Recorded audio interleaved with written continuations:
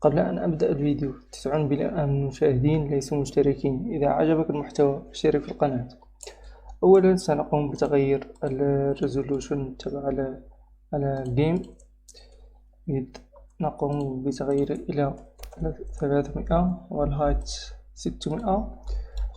ثم ننشئ نود نسميه جيم ونقوم بحفظه. ثم نقوم بإنشاء سين جديد ونضيف كلمات body 2D نسميه player. ثم نضيف color rect. نقوم بتغيير البوزيشن والسايز إلى 40 في 80. ثم البوزيشن ناقص 20 وناقص 40. ثم نضيف collision shape 2D. نضيف rectangle shape. نقوم بتغيير السايز إلى 20 في 40. ثم نضيف سكريبت. نقوم بإنشاء متغير speed يساوي 400. ثم motion vector 2. ثم ننشئ دالة physics process. نكتب if input is action was pressed left motion x يساوي ناقص speed.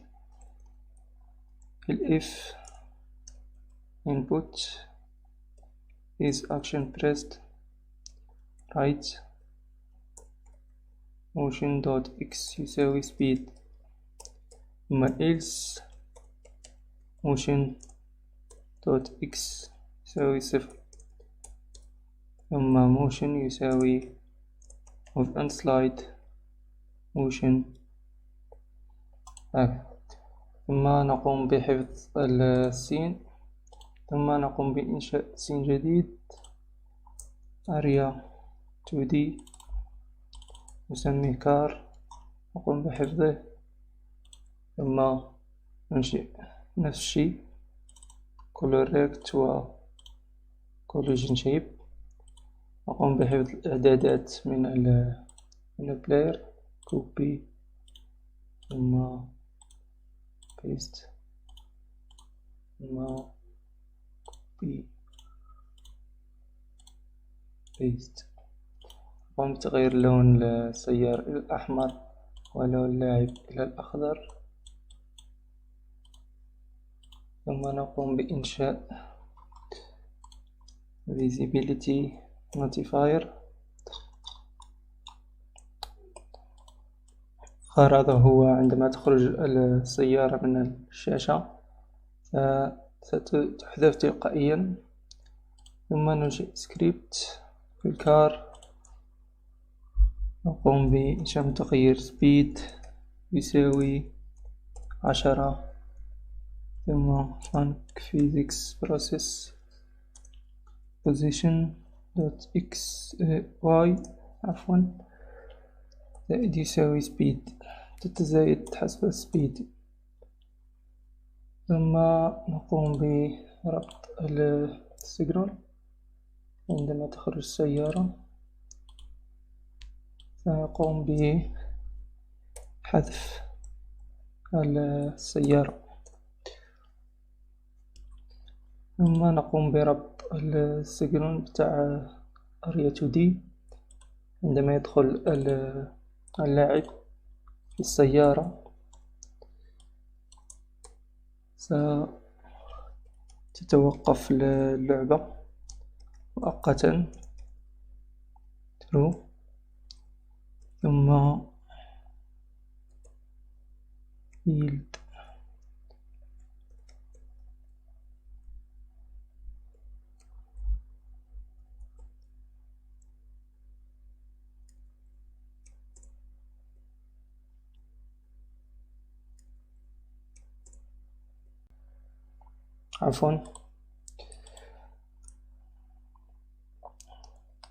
ثم سيعيد المشهد من جديد.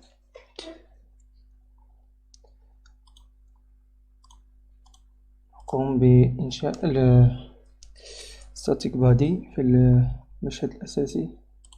static body، ثم نضيف إليه collision shape، rectangle shape،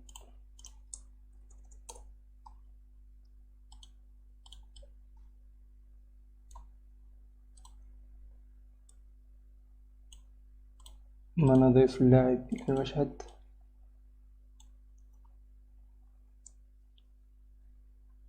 ثم نضيف تايمر auto start، نضيف هنا سكريبت للجيم، نضيف أيضا label،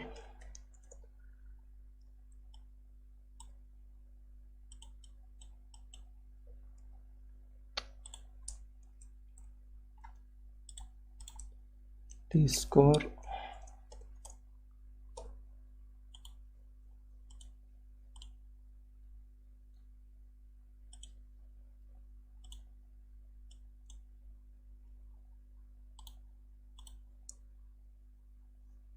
ثم نكتب هنا const car preload car، ثم var score يساوي 0، set score،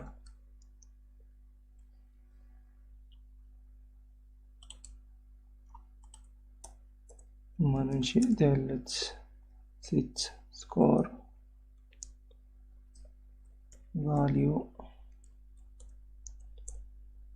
score يساوي value، ثم label text يساوي score زائد string score،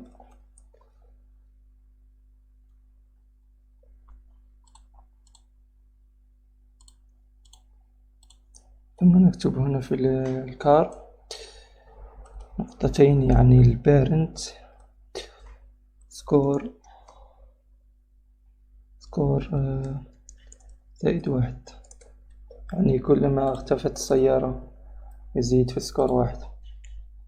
ثم نذهب إلى الجيم، نكتب تايمر، نربط السيجنال بتاع التايمر،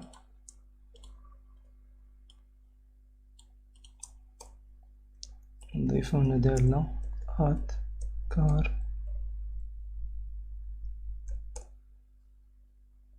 var new car يساوي car instant var pause x and range بين 21 و300 ناقص 21، ثم new car position يساوي vector 2 pause x ناقص 50، ثم add child new car، ثم نضيف هنا دالة ready randomize، ثم نضيف هنا add car. نجرب اللعبة select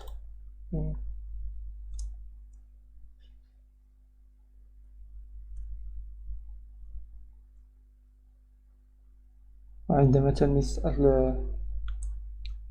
السيارة يعيد من جديد. هناك خطأ،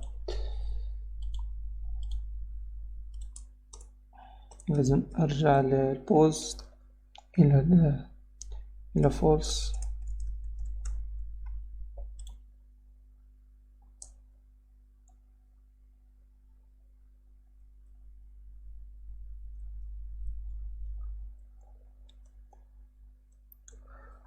وانتهت اللعبة. إذا عجبكم الفيديو ضع اللايك ولا تنسى الاشتراك، وأراكم في الفيديو القادم.